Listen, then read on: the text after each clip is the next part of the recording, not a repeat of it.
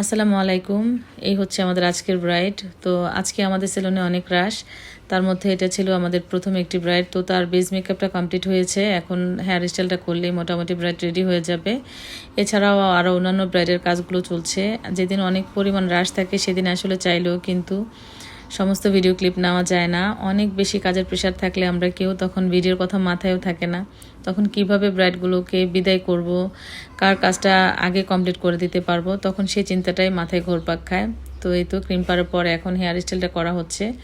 তো প্রত্যেকটা কাজ আসলে আমরা চাই যেন তারা সময় মতো আমাদের কাছ থেকে সার্ভিস নিয়ে বিদায় নিতে পারে, কিন্তু দেখা যায় যখন অনেক ব্রাইড লেট করে আসে তখন কিন্তু এই জিনিসটা চাইলেও আমরা পারি না।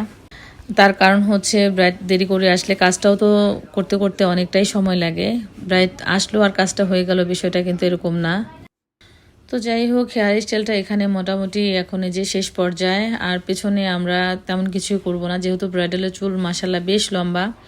তো এই লম্বা চুলটাকে পাপ করে কোনো রকম হেয়ার স্টাইল না করাটাই বেটার।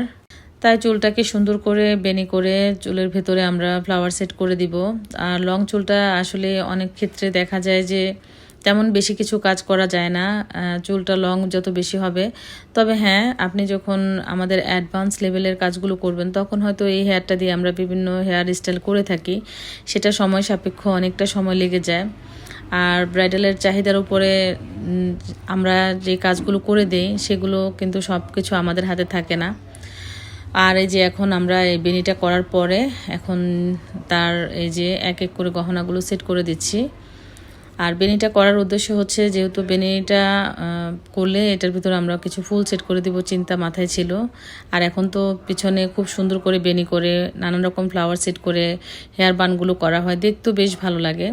তবে আমাদের ব্রাইড যেহেতু দুপাট্টা পরবে, তো পেছনে চুলটা আমরা রাখিনি, সামনে বেনিটা নিয়ে আসছি। আর এই যে পেছনে আমরা ফুলটা সেট করতে করতে সামনের দিকে পুরো বেনিটা আমরা জুড়ে দিব যেন দেখতে ভালো লাগে। বেনিটা যদি পেছনে থাকতো তাহলে কিন্তু দোপাটা না পরলে পুরো বেনিটাতেই সুন্দরভাবে ডেকোরেশন করা যেত। আর আমরা বেনিটা সামনে নিয়ে আসছি, যেহেতু পেছনে দোপাট্টা থাকবে, পুরো বেনিটাতে এইভাবে ফুলটা ডেকোরেশন করে দিব।